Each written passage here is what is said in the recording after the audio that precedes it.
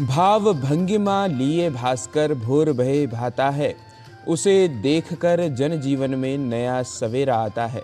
सुप्रभात जब होता मित्रों, फूल प्रफुल्लित होते हैं, मानव मोर पपीहा कोयल सब जन प्रमुदित होते हैं। सुप्रभात की शुभ वेला में बटु संध्या वंदन करते, गायत्री के शुभ निनाद से रवि का अभिनंदन करते। वंदन अभिनंदन के साथ आप सभी का स्वागत सुप्रभातम कार्यक्रम में। आज के अंक में मैं हूं आपके साथ गवीश द्विवेदी।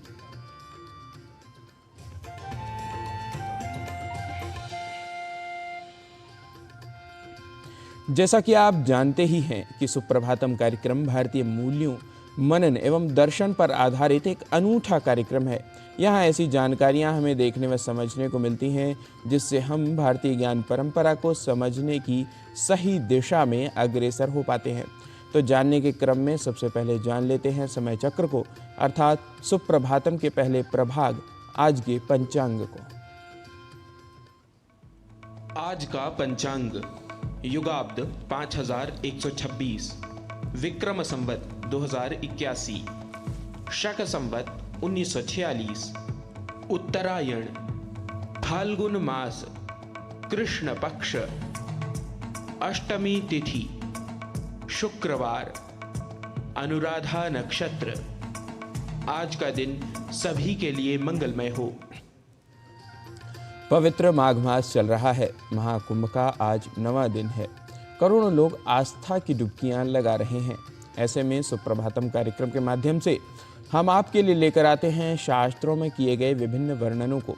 इसी क्रम में आज जान लेते हैं स्मृति चंद्रिका ग्रंथ से लिया गया इस श्लोक को, जिसमें माघ मास की महिमा बताई गई है।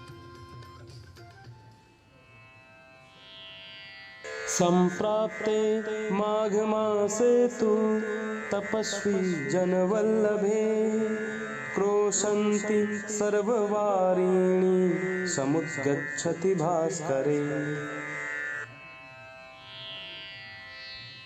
तपस्वियों का सर्वाधिक प्रिय मास माघ है।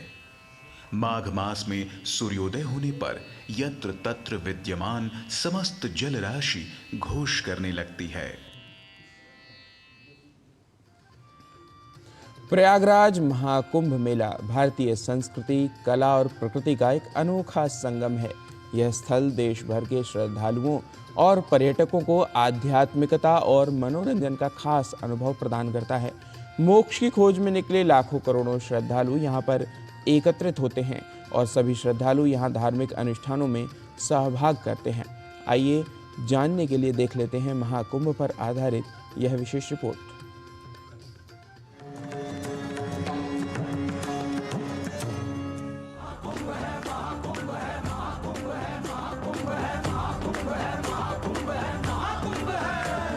महाकुंभ पर्व अनुष्ठानों का एक भव्य समागम है, जिसमें स्नान पर्व सबसे महत्वपूर्ण माना जाता है। मान्यता है कि त्रिवेणी संगम के पवित्र जल में डुबकी लगाने से व्यक्ति को समस्त पापों से मुक्ति मिल जाती है। इस दौरान यहाँ कल्पवास करने वाले श्रद्धालु सिज्जा दान अथवा शैया दान करते हैं। इसमें पूजन कर गृहस्थी का समस्त सामान प्रयाग वालों को दान किया जाता है। पितरों के निमित्त पिंडदान व अनुष्ठान होता है। संतों के शिविर में जन कल्याण के लिए शतचंडी यज्ञ, विष्णु महायज्ञ, श्री राम नाम जप चलते हैं। पौष पूर्णिमा के शुभ अवसर से शुरू प्रयागराज महाकुंभ के दौरान संगम के जल में डुबकी लगाना पवित्र माना जाता है, लेकिन कुछ तिथियां हैं जो विशेष महत्व रखती हैं। सबसे खास मकर संक्रांति, मौनी अमावस्या व वसंत पंचमी का स्नान पर्व है। इसमें 13 अखाड़ों के संत वैभव के साथ स्नान करते हैं। वे अमृत स्नान नामक भव्य अनुष्ठान में भाग लेते हैं। यह परंपरा इस विश्वास से उपजी है कि ऐसा करने से लोगों को पवित्र जल में उनसे पहले आए संतों के पुण्य कर्मों और गहन ज्ञान का अतिरिक्त आशीर्वाद प्राप्त होता है। अमृत स्नान का अर्थ है कि वृष राशि में बृहस्पति का आगमन हुआ है और मकर राशि में सूर्य और चंद्र का आगमन हुआ है। जब ये 12 वर्ष के बाद योग बनता है तो अमृत योग होता है। गंधर्व किन्नर सब ने डुबकी लगाई है। भारत का मंगल हो, इस बात के लिए हमारा स्नान है। पौराणिक मान्यता है कि सृष्टि रचना से पहले परमपिता ब्रह्मा जी ने तीर्थराज प्रयाग में यज्ञ किया था।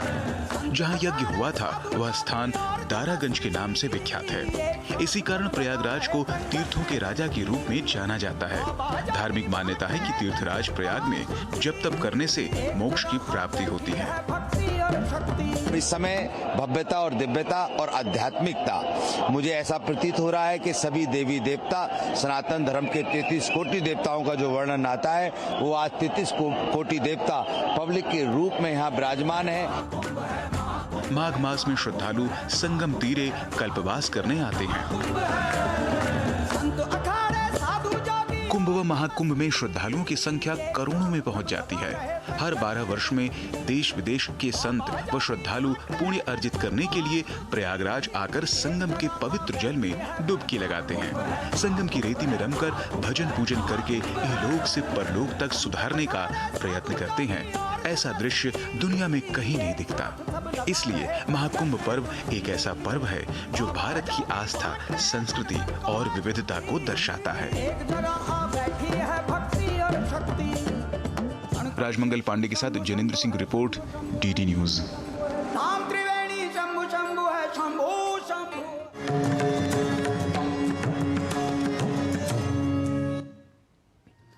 और दिव्य भव्य महाकुंभ के बाद कार्यक्रम में अब बात स्वास्थ्य की।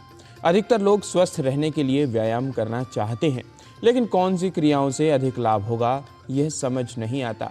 सही मायने में व्यायाम जो आपकी सेहत को बेहतर बना सकता है, उसमें कौन सी क्रियाएं शामिल हैं, आपको बताते हैं कि कार्डियो वर्कआउट क्या है और कितना लाभदायक है। जानने के लिए देखते हैं इस रिपोर्ट को।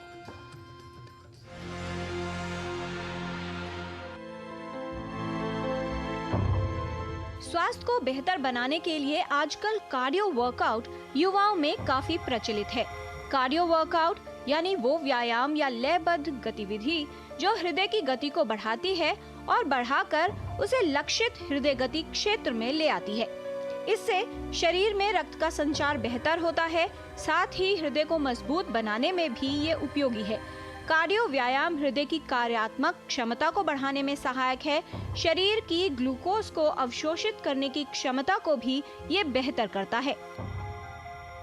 लगभग 150 मिनट पर वीक का व्यायाम हमारे हृदय के लिए बहुत ज़रूरी है, जिसमें कि आपको ब्रिस्क वॉक करना है कि चलते समय आपको या तो स्वेटिंग हो या फिर पसीना या फिर सांस फूलने लगे।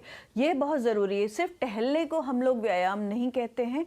ब्रिस्क वॉक या फिर कार्डियो वर्कआउट या फिर आप घर में योगा भी करके, इंडोर एक्टिविटीज़ करके भी व्यायाम सर्दियों में कर सकते हैं। ये वो स्थिति है जिसमें सबसे अधिक वसा और कैलोरीज बर्न होती हैं। सबसे बड़ी बात यह है कि इसके फायदे पाने के लिए हमें ज्यादा मेहनत नहीं करनी पड़ती, बल्कि कुछ ही मिनटों में व्यायाम करके कई लाभ प्राप्त किए जा सकते हैं। जब बात हो फैट कम करने की, वजन घटाने की, तो कार्डियो एक्सरसाइज काफी लाभदायक सिद्ध होती है। कार्डियो एक्सरसाइज यानी हृदय का वो व्यायाम जिससे हृदय की गति तेज हो जाती है। कार्डियो वर्कआउट शरीर की चर्बी को कम करने का एक सरल तरीका है, जिससे वजन जल्दी घटाया जा सकता है, साथ ही हमारे शरीर को ऊर्जा मिलती है। कार्डियो वर्कआउट पूरे शरीर के साथ हृदय को भी स्वस्थ रखने का प्रभावशाली तरीका है। हमारे हृदय में सबसे ज्यादा फैट्स, वसा और कैलोरी एकत्रित होते हैं। कार्डियो करने से हृदय रोग को दूर रखा जा सकता है। कार्डियो वर्कआउट करने से कई लाभ प्राप्त होते हैं। इससे हृदय स्वस्थ रहता है। मोटापा और वजन कम करने में उपयोगी है कार्डियो वर्कआउट। नींद अच्छी आती है, मस्तिष्क सक्रिय और चुस्त हो जाता है, हड्डियां मजबूत बनती हैं, त्वचा स्वस्थ और निखरी होती है। इससे मानसिक स्वास्थ्य बेहतर होता है, व्यक्ति प्रसन्नचित्त रहता है, पाचन बेहतर बनता है, शरीर की चय अपचय प्रक्रिया पर सकारात्मक प्रभाव पड़ता है, साथ ही रक्त में शर्करा का स्तर भी नियंत्रित रहता है। कार्डियो करते समय सबसे अधिक ध्यान इस बात का रखना चाहिए कि अपनी क्षमता के अनुसार ही व्यायाम किया जाए। जो बात कार्डियो को अन्य प्रकार के व्यायाम से अलग करती है वो है शक्ति प्रशिक्षण यानी स्ट्रेंथ ट्रेनिंग। ये कसरत सत्र के दौरान आपके शरीर की ऑक्सीजन का उपयोग करने की क्षमता पर निर्भर करता है। व्यायाम करना बहुत ही ज़्यादा ज़रूरी है, क्योंकि जैसा हमने सुना कि सर्दियों में लोग एक्टिविटीज़ करना बंद कर देते हैं, बहुत ज़्यादा समय अपने घर में रज़ाइयों में गुजारते हैं, जिससे कि मोटापा बढ़ जाता है और हृदय की बीमारियां होने की संभावना ज़्यादा बढ़ जाती है। डायबिटीज़ जिनको है उनका भी शुगर असंतुलित हो जाता है। सुबह आप जब सोती हुई अवस्था से सडनली एक अलर्ट अवस्था में आते हैं, आपका एड्रेनलिन सर्ज होता है। सुबह जैसे हम रात को 12 बजे से लेकर सुबह 6 बजे तक का जो वक्त है उसमें हृदयघात की संभावना बढ़ जाती है। तो सडनली आप नहीं जाएं उठते ही वॉक के लिए या व्यायाम करने के लिए। थोड़ा सा समय दें, अपने आप को कंफर्टेबल हो जाएं और उसके बाद लगभग 7-8 बजे के आसपास आप व्यायाम करने के लिए जाएं और ब्रिस्क वॉक करें और रेगुलर रहें अपने व्यायाम में। उसको अपनी दिनचर्या को सर्दियों में चेंज ना करें। कार्डियो वर्कआउट करने की क्षमता एक से दूसरे व्यक्ति में अलग हो सकती है। स्वस्थ और एक्टिव रहने के लिए आपको अपने जीवन में कुछ घंटे कार्डियो वर्कआउट के लिए अवश्य निकालने चाहिए। कार्डियो एक्सरसाइज करना बहुत ही सरल है, इसे आसानी से घर पर भी किया जा सकता है। आप पैदल चलकर या साइकिल चलाकर भी अपना वजन कम कर सकते हैं, साथ ही स्वास्थ्य लाभ प्राप्त कर सकते हैं।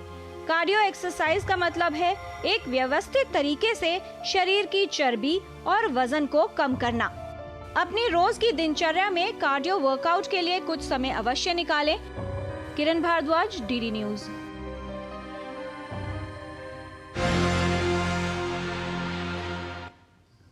और शास्त्रों में भी कहा गया है व्यायामः सदा पथ्यः, अर्थात हमेशा सदैव सभी को व्यायाम करना चाहिए। और कार्यक्रम में अब समय हो चला है अल्प विराम का। आप कहीं ना जाइए, देखते रहिए डीडी न्यूज।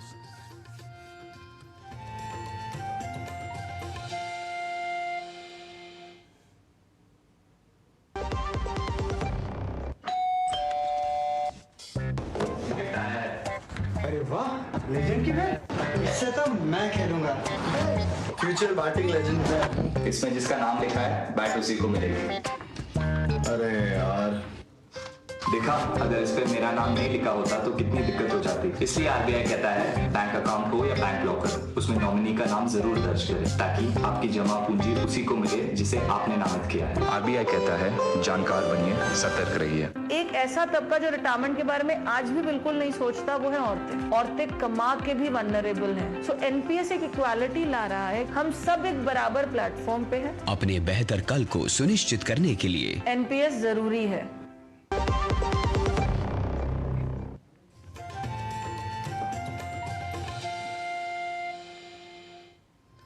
और अल्प विराम के बाद आप सभी का स्वागत है सुप्रभातम कार्यक्रम में। योग शरीर और मन को स्वस्थ रखने के लिए ऋषियों की अनुपम देन है। एक समस्या है एलर्जिक राइनाइटिस। यह समस्या आम है जो कई लोगों को प्रभावित करती है और विशेष रूप से सर्दियों में इस समस्या का प्रभाव बढ़ सकता है। आइए देखते हैं इसके निदान के लिए उपयोगी कुछ यौगिक क्रियाएं। नमस्ते, मैं हूँ आचार्य प्रतिष्ठा। मनुष्य का जीवन दुख भोगने के लिए, दुखी रहने के लिए, परेशान रहने के लिए नहीं हुआ है, सुखी रहने के लिए, आनंदित रहने के लिए हुआ है। कहा भी गया, पहला सुख निरोगी काया। अगर हमारा शरीर स्वस्थ नहीं है तो हम जीवन का आनंद नहीं ले पाते हैं। ऐसे में नियमित योग साधना हमारे रोगों को दूर करती है, लेकिन रोग के साथ साथ शोक को भी दूर करती है। आज हम बात करेंगे एलर्जिक राइनाइटिस की। छींके आना, नाक बंद हो जाना और भी बहुत सारे इसके सिम्टम्स होते हैं। लमसम पूरी एक बात कहें तो यहाँ से ऊपर का जो आपका स्थान है उससे जुड़ी सभी समस्याओं का समाधान छिपा है विरेचन गति में। विरेचन गति हमारी लंग्स की क्लिनजिंग तो करती है, साथ में हमारे गले से जुड़ी समस्या, नासिका से, सर से, आंख से, कानों से, इन सब में बहुत बहुत लाभकारी। और अतिशोक्ति नहीं होगी अगर ये कहें कि विरेचन गति में हर समस्या का समाधान छुपा हुआ है। सारे स्टेप्स समझेंगे आपको नियमित रूप से इन स्टेप्स को अभ्यास करना है, खाली पेट अभ्यास करना है। हम या तो पद्मासन में या अर्ध पद्मासन में या क्रॉस लेग पोजीशन में बैठेंगे, और अगर जमीन पे नहीं बैठ सकते तो कुर्सी पर बैठ करके भी इसका अभ्यास कर सकते हैं। पहले अभ्यास में इस तरह से हाथों की मुट्ठी बना लेते हैं, 90 डिग्री के एंगल पर टिका लेते हैं, यहाँ मनोभाव नाड़ियाँ, उन पर पड़ने वाले प्रेशर को फील करेंगे। फोर्सफुल एक्सलेशन करना है और नासिका से जो भी मल बाहर आ रहा है, एक टिश्यू रख लीजिए, हैंडकरचीफ रख लीजिए, रुमाल रख लीजिए, उससे नाक को साफ करते रहिए। इस स्थिति में आना।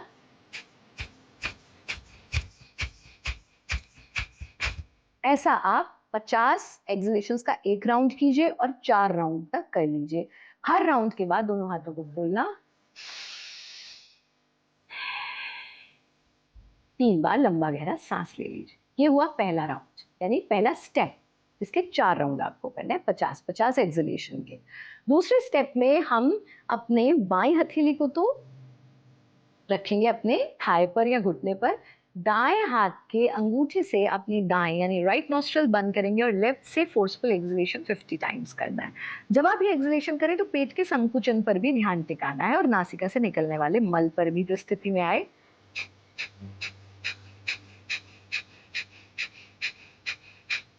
ऐसा 50 बार कर लीजिए। फिर दाएं हाथ की तीसरी उंगली से बाएं स्वर को यानी लेफ्ट नॉस्ट्रल को बंद करना और राइट से इसी को रिपीट करना।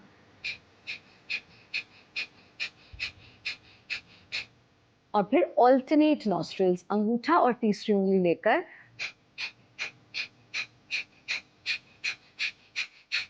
50-50 बार किया। दोनों हाथों को खोला, डीप ब्रीदिंग किया, हाथों को वापस ले आए।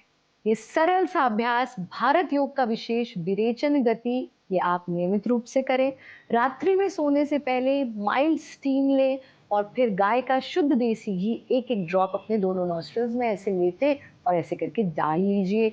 आप ऐसा 15 दिन कर सकते हैं। प्रकृति के सानिध्य में समय बिताएं, अपने ट्रिगर्स नोट करें, जिन जिन चीज़ों से आपको जो ट्रिगर पॉइंट्स हैं, इन चीज़ों को अगर मैं करता हूँ तो ये समस्या बढ़ जाती है, उनको नोट करें, फिर उन्हें अवॉइड करें। हमारा कार्यक्रम देखते रहें, खुश रहें, आनंदित रहें, हंसते रहें, मुस्कुराते रहें। हरे। और योग की पाठशाला के बाद अब कार्यक्रम में क्रम है संस्कृत की पाठशाला का। कहा गया है कि भारतस्य प्रतिष्ठे द्वे संस्कृतम संस्कृतिस्तथा। भारत की 2 प्रतिष्ठाएं हैं, पहली संस्कृति और दूसरी संस्कृत। और दूसरी जो प्रतिष्ठा है संस्कृत, उसका हम यहाँ पर अपनी संस्कृत पाठशाला में कुछ वाक्यों के माध्यम से अभ्यास कर रहे हैं।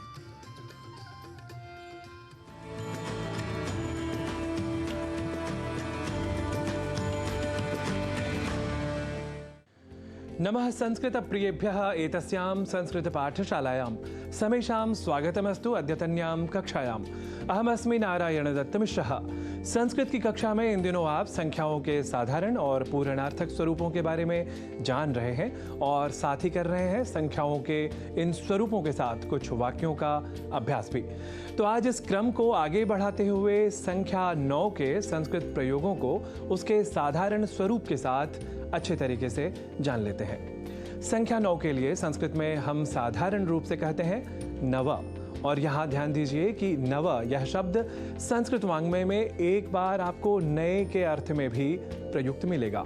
यह बस ऐसी ही समानता है जैसे कनक कनकते सौगुनी मादकता अधिकाय जैसे प्रयोगों में कनक इस एक शब्द के 2 अर्थों को आप जानते हैं। यानी कनक का एक अर्थ सोना या स्वर्ण और कनक का दूसरा अर्थ धतूरा यह माना जाता है। तो बस ऐसे ही यहाँ नव शब्द के 2 अर्थ होते हैं, अर्थात एक नया और जी हाँ, क्योंकि हम इस समय बात कर रहे हैं संख्याओं की, तो नव का अर्थ नया यह न समझकर संख्या 9 यह ही समझना है। तो इस 9 शब्द के पुल्लिंग, स्त्रीलिंग और नपुंसक लिंग स्वरूपों में कोई परिवर्तन नहीं होता, अर्थात सभी लिंगों में 9 के लिए संस्कृत शब्द होगा नव। यहाँ यह स्मरण रख लें कि संख्या 1 हमेशा एक वचन में होता है, जबकि संख्या 2 का हमेशा द्विवचन में ही प्रयोग होता है, जबकि संख्या 3 और उसके बाद की अन्य संख्याएं सामान्य रूप से बहुवचन में ही प्रयुक्त हुआ करती हैं। हमने सामान्य रूप से इसलिए कहा क्योंकि संख्या 3 के बाद यानी बहुवचन के रूप में समझी जाने वाली ऐसी कई संख्याएं हैं जिनका संस्कृत में बहुवचन के अतिरिक्त एक वचन में भी प्रयोग दिख जाया करता है। इस बारे में भी हम आपको यथासमय उन संख्याओं के क्रम के समय बताएंगे। तो अभी हमें यह स्मरण रखना है कि संख्या 3 के बाद की संख्याएं साधारण रूप से बहुवचन में ही प्रयुक्त हुआ करती हैं। अतः संख्या 9 भी संस्कृत में नव इस साधारण स्वरूप के साथ बहुवचन में ही प्रयुक्त हुआ करती है, यह स्पष्ट हुआ। इस तथ्य को जान लेने के बाद आइए तीनों ही लिंगों में एक समान स्वरूप वाले नव शब्द का कुछ वाक्यों के साथ प्रयोग कर लेते हैं। सबसे पहले कर लेते हैं नव इस संख्या का पुल्लिंग में वाक्य प्रयोग। देखिए, हम हिंदी में कहते हैं ज्योतिष शास्त्र में 9 ग्रह स्वीकारे जाते हैं। इसे संस्कृत में कहेंगे ज्योतिष शास्त्रे नव ग्रहाः स्वीक्रियन्ते। इसी तरह हम हिंदी में यदि कहेंगे कि कार्यालय में 9 लिपिक या टाइपिस्ट हैं, तो संस्कृत में इसका वाक्य प्रयोग होगा कार्यालये नव लिपिकाः सन्ति। यहाँ नवग्रहाः और नवलिपिकाः जैसे उदाहरणों में ग्रह और लिपिक ये 2 पुल्लिंग शब्द हैं और इन शब्दों के पहले 9 इस संख्या का जो प्रयोग हुआ है वह भी पुल्लिंग का ही कहलाएगा। यह हमें विशेष रूप से ध्यान में रखना है। अब 9 इस संख्या का वाक्य प्रयोग स्त्रीलिंग में कर लेते हैं। जैसे हिंदी में हम कहें कि रमा के हाथ में 9 चूड़ियां हैं, इसे संस्कृत में कहेंगे रमायाः हस्ते नव कंकणाः सन्ति। ऐसे ही हिंदी में हम कहें कि मेरे मित्र के पास 9 कलमें हैं, तो इसे संस्कृत में कहेंगे मम मित्रस्य पार्श्वे नव लेखन्यः सन्ति।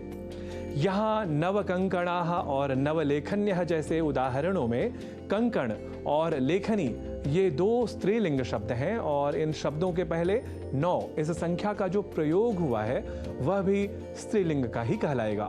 यह हमें विशेष रूप से ध्यान में रखना है। अब 9 इस संख्या का वाक्य प्रयोग नपुंसक लिंग में हम कुछ यूं कर सकते हैं।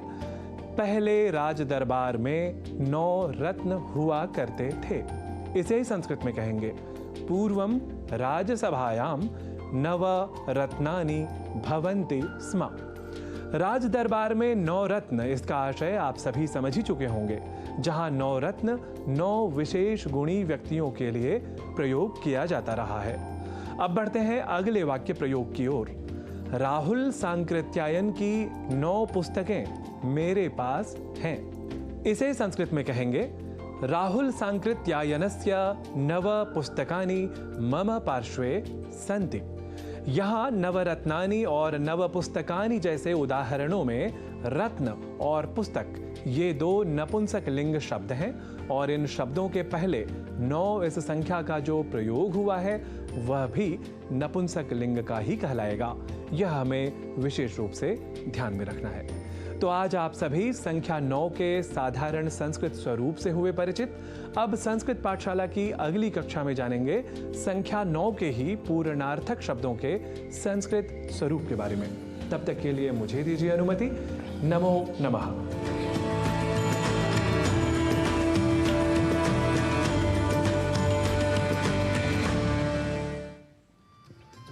तो आप भी संस्कृत के ज्ञान में गोते लगाते रहिए और पवित्र मास माघ चल रहा है। प्रयागराज महाकुंभ के अवसर पर लोग पुण्य अवगाहन कर रहे हैं। इस अवसर पर जो गंगा का वर्णन आता है वह आता है शास्त्रों में पापापहारी दुरितारी तरंगधारी शैल प्रचारी गिरिराज गुहावदारी झंकारकारी हरिपाद रजोपहारी गंगम पुनातु सततम शोभाकारी वारी। तो गंगा यमुना और सरस्वती का यह संगम हम सभी को सत्कर्म प्रदान करे। और इसी के साथ सुप्रभातम कार्यक्रम के आज के अंक को यहाँ देते हैं विराम। कल पुनः अपने इन्हीं प्रभागों में नए विषय नई सामग्रियों को लेकर होंगे आपके समक्ष उपस्थित। तब तक के लिए मुझे व मेरे सहयोगियों को दीजिए अनुमति और आप देखते रहिए डीडी न्यूज़। नमस्कार।